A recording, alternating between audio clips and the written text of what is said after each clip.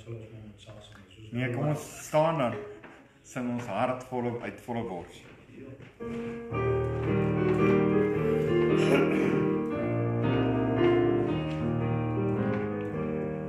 Die Here is my herder, ek sal my ontbreek nie.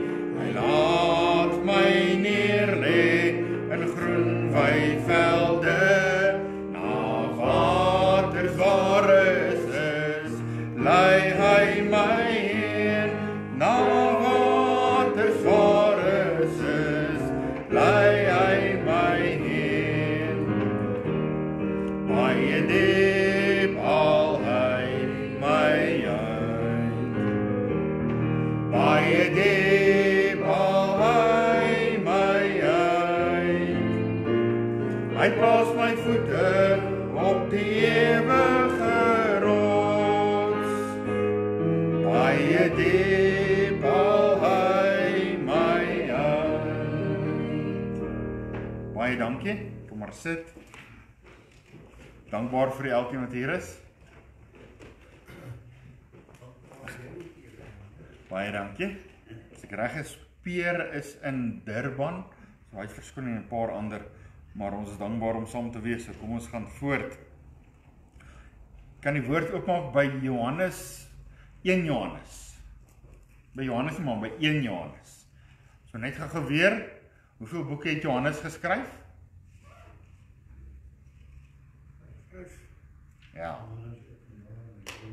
dis reg. Dis 5 boeke wat Johannes geskryf het.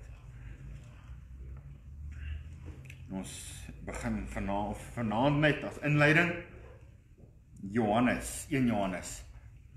Kort brief van 5 hoofstukke. En as ons amper half tema in hierdie gedeelte kan sit, is dit die toets. Die toets, waar ons staan en toets hoe ons saak is en toets hoe naby aan die Here ons is ensovoorts. Sal nou daarby kom, maar voordat ons daar saam lees, kom sit so dan bid ons saam. Here Jesus, baie dankie vir die voorreg om in hierdie aand saam te kan wees. Ons eer U dat U ons gespaar het en dat U ons wat vanaand hier is wil gebruik om die gemeente aan U op te dra en vir die siekes te bid en om vir mekaar te kan bid. Die woordjie wat ook juist dan in hierdie gedeelte so gereeld na vore kom. Hieraan sal hulle weet oor hulle liefde onder mekaar. En Here, baie dankie dan dat ons vanaand hier kan wees. Ons wil kom bid en ons wil U naam groot maak. Here Jesus, dit gaan eintlik alles oor U. Nie oor 'n kerk nie, oor 'n dominee nie, maar Here Jesus oor U. Die begeerte van ons hart is om U te verhoog en nader aan U te kom. Here Jesus, die begeerte van ons hart is dat U sal herlewing werk. Here, dat dit sal begin by ons, by my. Here Jesus, dankie vir elke siel op wie U nog ag gee. Ek eer U Here vir siele wat nog steeds by U uitkom. En as daar een iets waarvan ek seker is, dan is dit dat U het 'n las vir siele. En U gaan doen wat U moet doen om siele by die kruis uit te bring. Al is dit ook 'n siekbed. Here, ons eer U, ons aanbid U. Ons vra Here, gaan voort met U wonderlike werk. En Here, as U wil, ek glo U wil, as ons is op die plek waar U ons wil hê, Here, dat U ons sal gebruik. Here, ons het 'n begeerte om Jesus se naam op die toppe van die berge, op die toppe van die huise te verkondig. Here, ons is nie skaam oor die naam nie, want die woord van die Here sê vir ons, voor daardie naam sal elke knie buig en elke tong sal bely dat Jesus Christus is die Here. Ons aanbid U vanaand. En mag U dan ook vanaand hier wees, mag U die woord op ons harte druk en mag U woord ook uitgaan en U dit stuur waarin dit U behaag. Here, ons wil kom bid dat, besonder, dat daar 'n las sal wees onder die kinders van die Here, om te bid. Here, ons eer U vir Bybelstudies, ons eer U vir oggend- en aanddienste. Maar Here Jesus, die nood is gebed. Dink selfs in my eie lewe, daar is my lekker om te werk en rondhardloop by my mense uit te kom. Maar vir eens met my hart kan ek nie alles doen wat ek wil nie. En as ek nou al verplig om meer te bid, en ek glo dis ook waar U ons op hierdie oomblik wil hê. Here Jesus, mag U 'n las op elke gemeente en besoeker se hart druk vir gebed. U sê in U woord, julle het nie omdat julle nie bid nie. Here Jesus, U self het gesê daar in Matteus, klop en vir julle sal opgemaak word. Soek en julle sal vind. Bid en vir julle sal gegee word. En dan ook die vers wat al daardie verse oor gebed verduidelik wat vanaand in hierdie gedeelte is. Here Jesus, mag U verhoog en verheerlik word. Ons aanbid U in Jesus naam. Amen.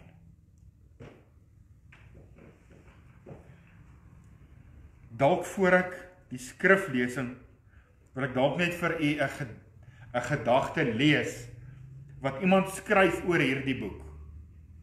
En dit is oor die woorde once upon a time. Julle ken die woorde, né? Kinders, en al die stories wat hulle kyk, gebruik hulle hierdie woord once upon a time. En dit klink so half dromerig, iets om te begeer. Die skrywer skryf, you remember that those words used to be, they were to open doors into an exciting world of make-believe, a dream world that help you forget all the problems of childhood. Then pow, you turned a corner one day and once upon a time became kid stuff. You discover that life is a battlefield, not a playground. And fairy stories were no longer meaningful. You wanted some real things. The search for something real is not new. It has been going on since the beginning of history. Men have looked for reality and satisfaction in wealth, thrills, conquest, power, learning, and even religion. There is nothing really wrong with these experiences, except that by themselves they never really satisfy. Wanting something real and finding something real are two different things. Like a child eating a cotton candy at a circus, many people who accept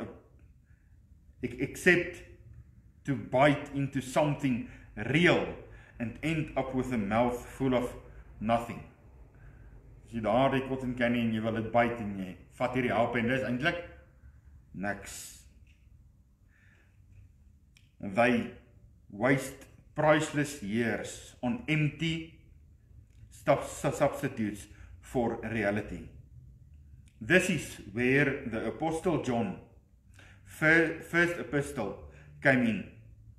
Written centuries ago, this letter deals with a theme that is forever up to date.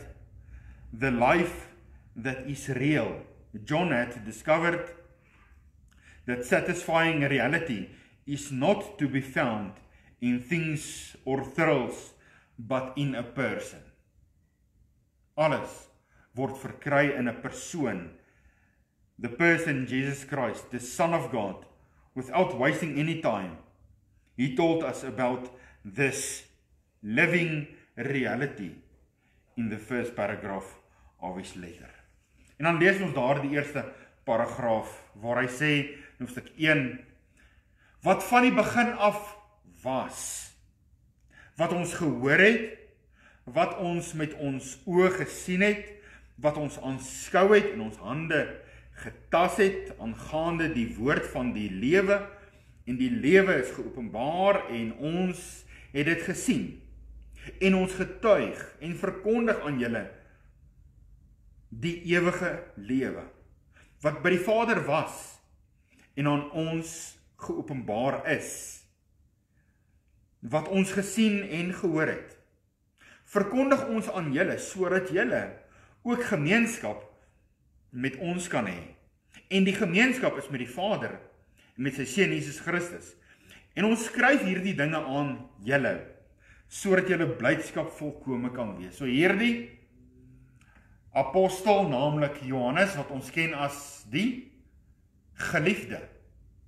Die geliefde, disipel van die Here Jesus. So hierdie skrywer skryf sy eerste brief Johannes, en dan skryf hy nou 'n tweede brief, ook aan al die briewe na Hebreërs, hoofsaaklik aan die Hebreërs gerig. Hy skryf aan hulle uit 'n ander oog, vanuit 'n liefdesoog, skryf hy hierdie brief.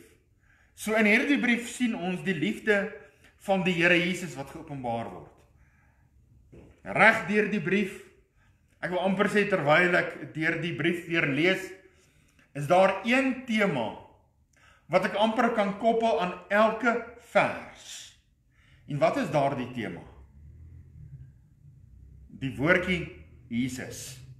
Lees aan my vers 1. Onthou, hierdie Johannes skryf Johannes. En wat skryf hy? In Johannes 1 vers 1, in die begin was die woord. En die woord was by God. En die woord was God. Hy was in die begin by God, alle dinge het deur hom ontstaan, sonder hom het nie een ding ontstaan. So hy skryf oor daardie woord. En dan vers 14 sê, wie is die woord? En die woord het vlees geword. So wie is dit? Dis Jesus, is die woord. Nou skryf hy hier, wat van die begin af was. Weer, van die begin af skryf hy. Wat ons gehoor het, wat ons met ons oë gesien het, wat ons aanskou het en ons hande getas het. Wat het hulle gehoor? Uit wie se mond het hulle dit gehoor? Uit Jesus se mond. Wat het hulle met hulle oë gesien?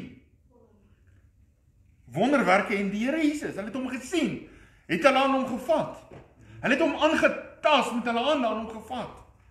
Aan die Here Jesus. Aangaande die woord van die lewe. Weer begin hy met hierdie gedagte van die woord. Kan ons saamstem dat hierdie vers gaan absoluut net oor een persoon, en dis die persoon Jesus Christus? Vers 2. En die lewe is geopenbaar. Waar die woordjie geopenbaar in die Engels is manifest. So is iets wat manifesteer, iets wat duidelik sigbaar is. Hoe homself aan hulle openbaar, en die lewe is geopenbaar. En ons het dit gesien. Ons het dit gesien en ons getuig. En verkondig aan julle die ewige lewe, wat by die Vader was en aan ons geopenbaar is. Wie is dit wat aan hulle geopenbaar is? Dit is die Here Jesus. Wat die lewe is, wat die ewige lewe word aan die Here Jesus toegeskryf. As jy die Here Jesus het, het jy die ewige lewe. Vers 2 gaan oor die Here Jesus. Vers 3. Wat ons gesien en gehoor het, weer, verkondig ons aan julle, sodat julle gemeenskap met ons kan hê, en ons gemeenskap is met die Vader en met die Seun, Jesus Christus. Die woordjie gemeenskap, in 1 Korintiërs 1 vers 9, skryf Paulus hierdie woorde, en hy sê, want hiertoe is julle geroep, kinders van die Here, julle is geroep, tot gemeenskap met die Seun Jesus Christus. So weer eens, dit gaan oor die Here Jesus.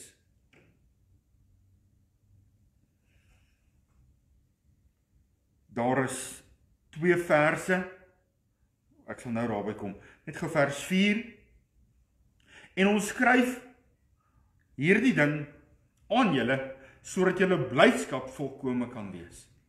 Waarin is die blydskap in hierdie wêreld? Wat in hierdie wêreld kan vir jou blydskap gee? Benny, kan daai kar wat daar staan ewige blydskap gee? Nee. Kan ons huis vir ons ewige blydskap gee? Wat kan ons ewige blydskap gee? Dit bring ons by so 'n paar verse. Nou die een vers wat baie belangrik is Johannes 14 vers 18. Waar die Here Jesus sê, wie my gesien het, het die Vader gesien. So wanneer hy praat van ons gemeenskap is met die Vader, dan kan hy nie anders as om te sê ons gemeenskap is met die Seun, want wie die Seun het die Vader, wie die Vader het, wie die Seun het die Vader. Maar hulle wat net die Vader het, en hulle verwerp die Seun, het hulle regtig die Vader?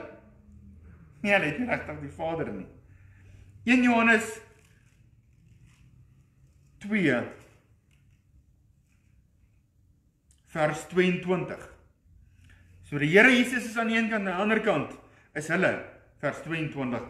Wie is die leenaar? Behalwe hy wat ontken dat Jesus die Christus is. Wat sal u hulle noem wat sê Jesus is nie die Christus nie? Die vers lees ons verder. Dit is die anti-Kris wat die Vader en die Seun loon. So baie sal by jou kom en sê, nee, ons aanbid dieselfde God. Want almal aanbid die God, maar hulle verwerp die Seun. So as jy Jesus as die Christus verwerp, wat werk dit in jou?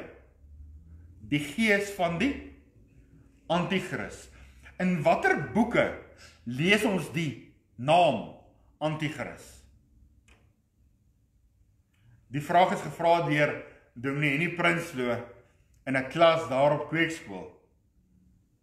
In watse boeke lees ons die term, die naam Antichrist, sal julle sê? OK, en? In Johannes, ja. En? Petrus? Hy wat nie aan Christus met die gees van die Antichrist. Wat se vers is dit? Dis al so vers. Is dit Johannes? OK.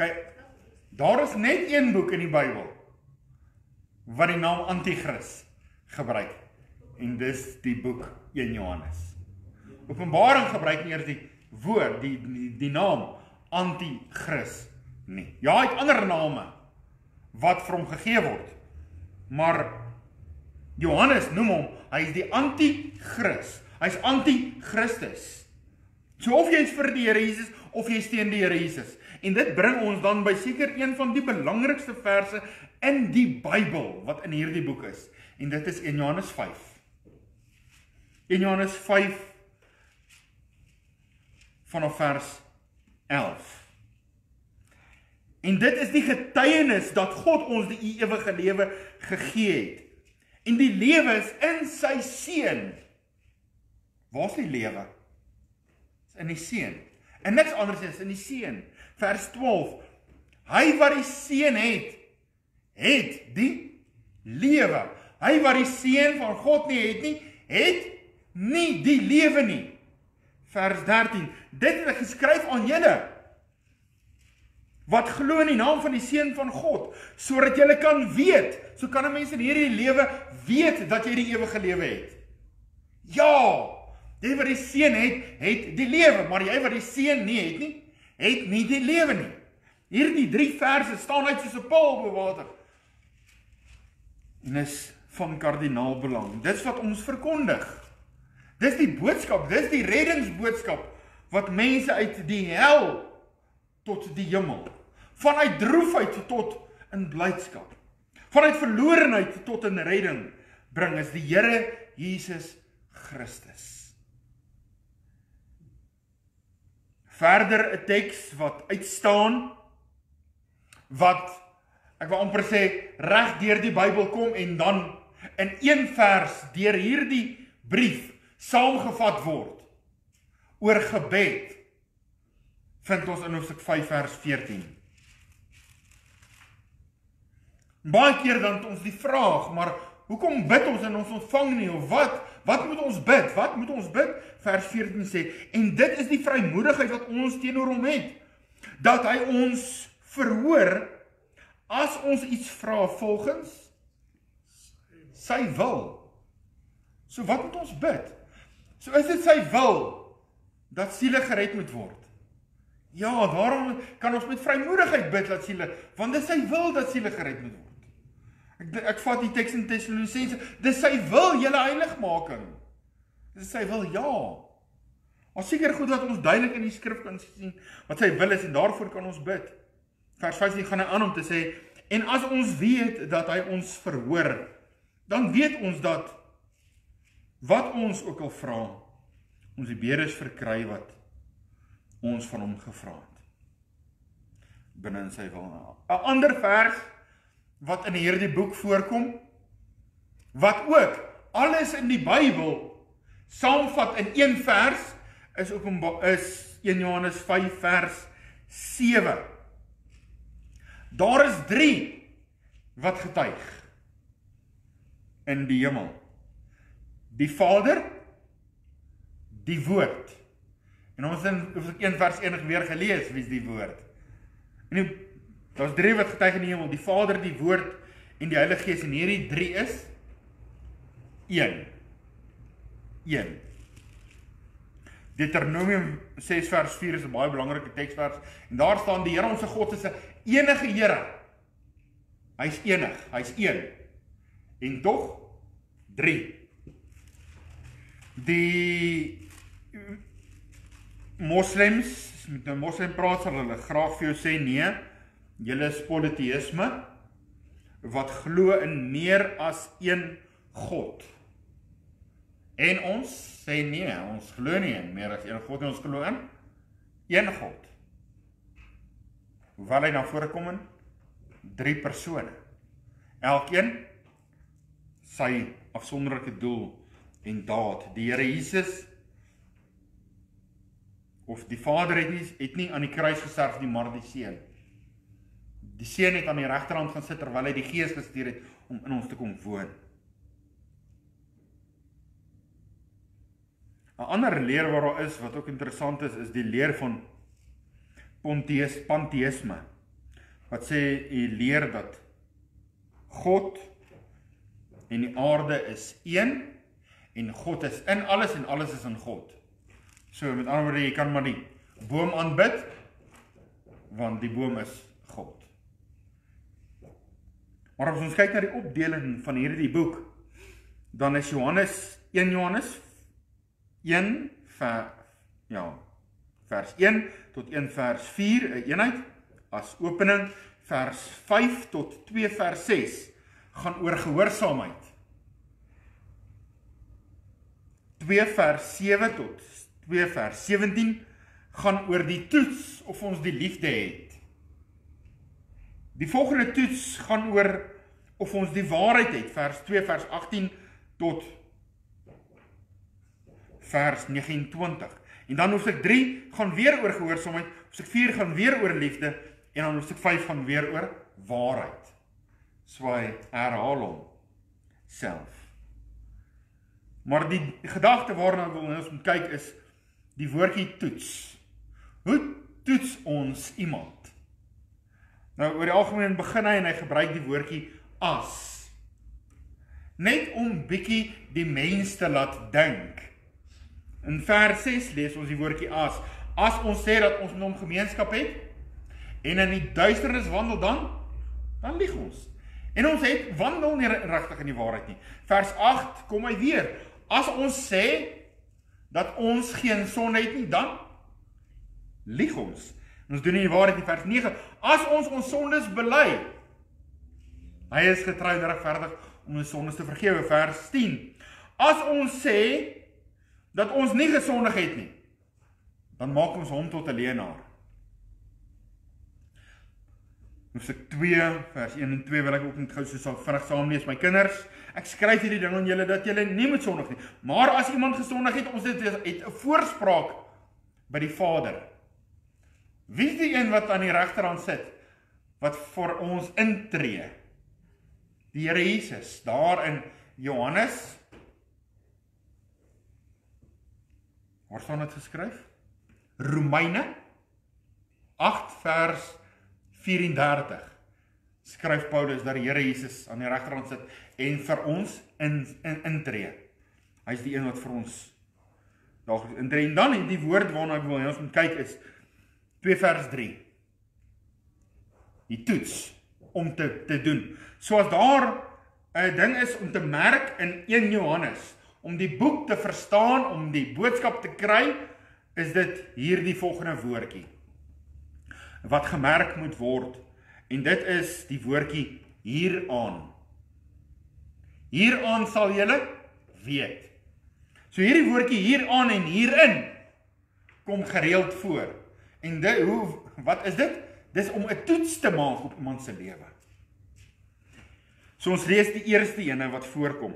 En hieraan weet ons dat ons hom ken. Hieraan weet ons dat ons hom ken. As ons sy gebooie bewaar. Hy wat sê, ek ken hom, en sy gebooie nie bewaar nie, is 'n leienaar, en in hom is die woord, is die waarheid nie. So iemand wat die gebooie liefhet. Sommige sien die gebooie as hierdie laste, wat jy mag nie, en jy mag nie, en jy mag nie. Maar 'n kind van die Here het die gebooie lief.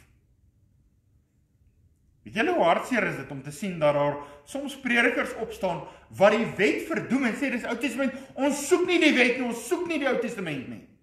Wat sê hy? Hieraan sal julle weet dat ons hom ken, dat julle die gebooie liefhet. Het ons dit lief?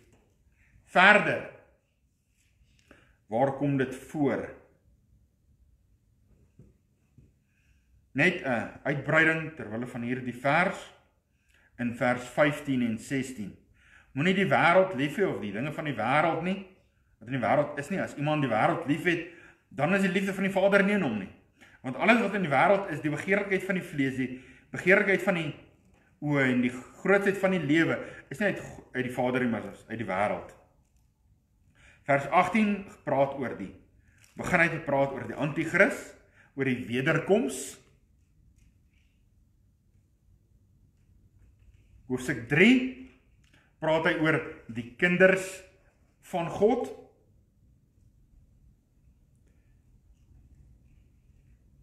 Vers 8 gaan ek lees as inleiding tot ons by die woordjie hierin kom. Hy wat die sonde doen. Weet julle wie skiet Daniel? Hy preek hier die volgende 3 verse as in Engels the most dangerous verses. Hy wat die sonde doen is uit die duiwel, want die duiwel sondig van die begin af. Vir hierdie doel het die Seun van God verskyn om die werke van die duiwel te verbreek. Elkeen wat uit God gebore is, doen geen sonde nie, omdat sy saad in hom bly, en hy kan nie sondig nie, want hy is uit God gebore. Nou sal julle dalk sê, maar 'n kind van die Here sondig, dan niemand sal maak nie. Die skrif het nou net vir ons gesê in die ander hoofstuk 2 dat wie sê het geen sonde nie, is 'n leienaar. Wat die betekenis daarin in vers 9? Dat hy sê 'n kind van die Here kan nie sondig nie. Kan 'n kind van die Here sondig? Wat bedoel hy dan? 'n kind van die Here kan nie sondig en daarin gelukkig wees nie. Dis onmoontlik. As iemand sonde doen en hy's gelukkig binne in daardie sonde, is hy nie gered nie. 'n Kind, die mees ongelukkigste mens op hierdie aarde is nie 'n ongeredde mens nie. Hulle is gelukkig op pad hel toe. Die mees ongelukkigste mens op hierdie aarde is 'n kind van die Here wat vasgevang is in sonde. Vers 10, die volgende kruisie wat gemaak word. Hierin, waaraan? Hieraan, hierin. Hierin is die kinders van God en die kinders van die duiwel geopenbaar. Elkeen wat die geregtigheid nie doen nie, is nie uit God nie. En hy wat ook sy broeder nie lief het nie, is nie uit God nie. Want dit is die boodskap wat aan julle van die begin af gehoor het, dat ons mekaar moet lief hê. Volgende keer wat hy hierdie woorde gebruik is in vers 16 gemerk word. Hieraan het ons die liefde leer ken. Sê vir my, hoe lyk die liefde? Hoe loop die liefde? As liefde iemand sou wees, hoe sou liefde lyk? Kan ons met een saamstem, dat liefde lyk soos Jesus.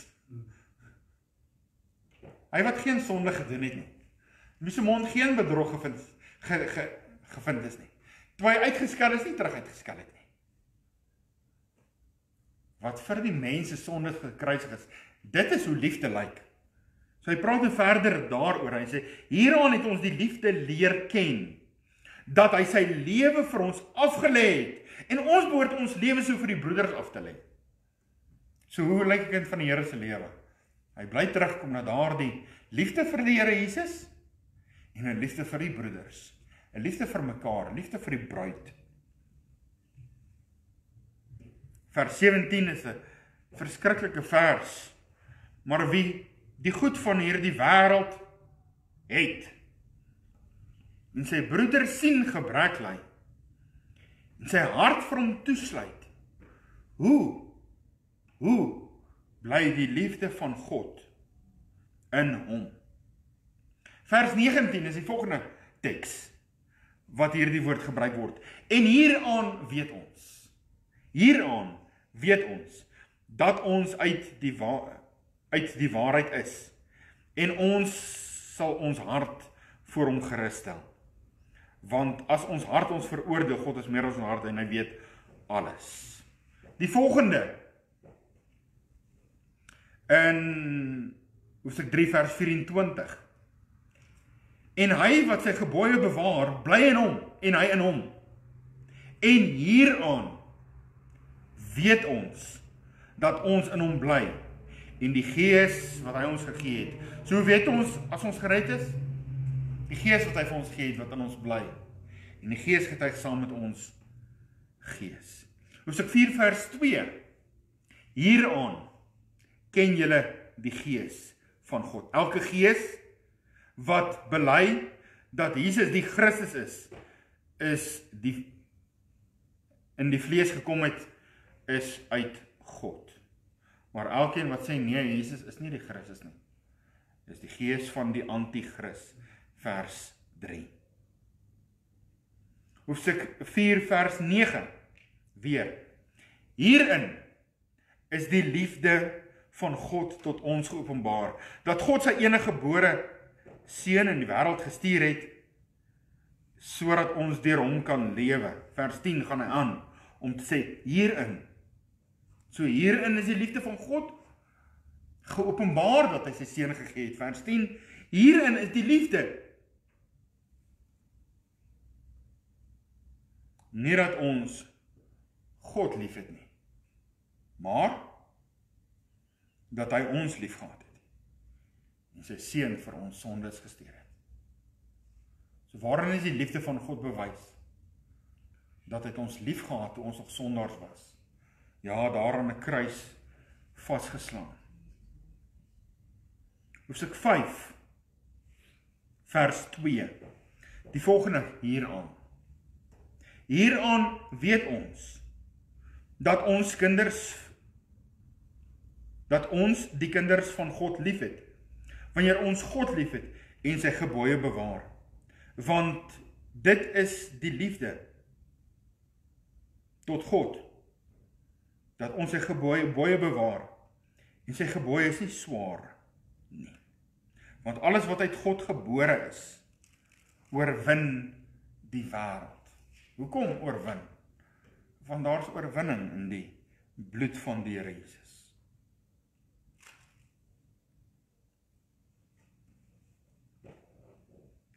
Daai was dan die laaste, hierin en hieraan, wat hy geskryf het. Ek gaan net afsluit met die laaste paar woorde van vers 18.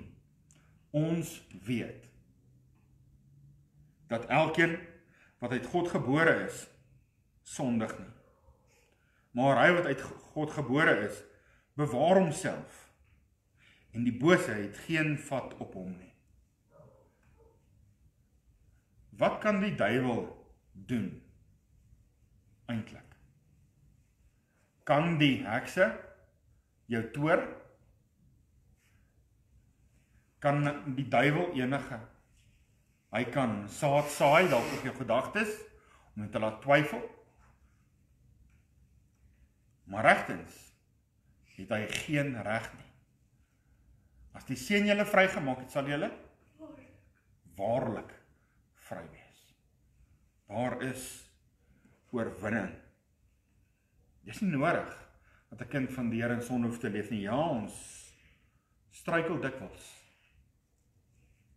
Maar daar is iemand wat vir ons intree. Ons weet, vers 19, dat ons uit God is en die hele wêreld in die mag van die bose lê. En ons weet dat die Seun van God gekom het en ons verstand gegee het om die waaragtige te ken. En ons in die waaragtige, in sy Seun Jesus Christus, hy is die waaragtige God. Kan dit wees? Hy is die waaragtige God en die ewige lewe. My kinders, bewaar julleself van afgoderry. Amen. As ek vanaand vir u sou vra, weet jy dat jy gered is? Het jy 100% sekerheid? Gerrit? Is reg, kom ons stop hom en dan gesels ons. Ek is bly jy vra my doen nie, want ek sit en dink by myself, hoe